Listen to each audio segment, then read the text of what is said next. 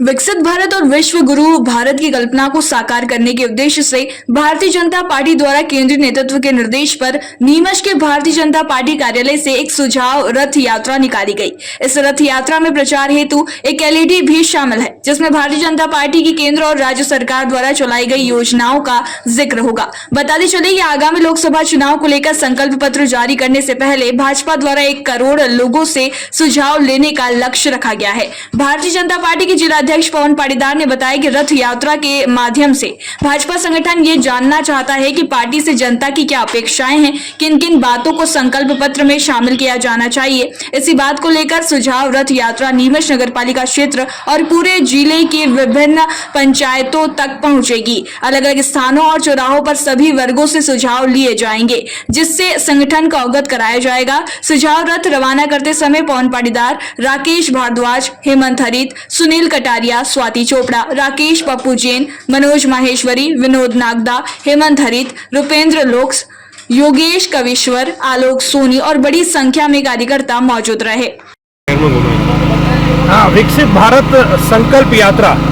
और मोदी जी का संकल्प 2047 पर भारत हो विकसित, इसको लेकर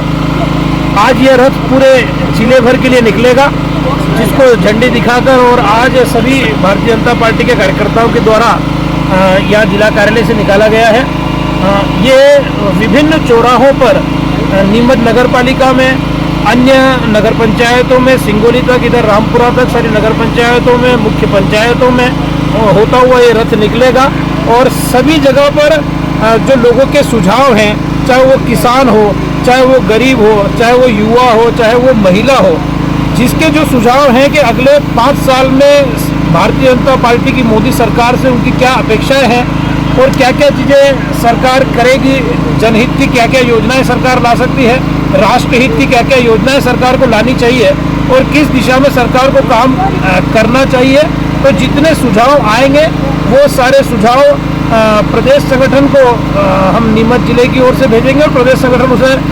राष्ट्रीय संगठन को पहुंचाएगा। और जो जनता के सुझाव आएंगे, क्योंकि ये जनता की सरकार है, ये जनता के माध्यम से, जनता के द्वारा है और पूरे समय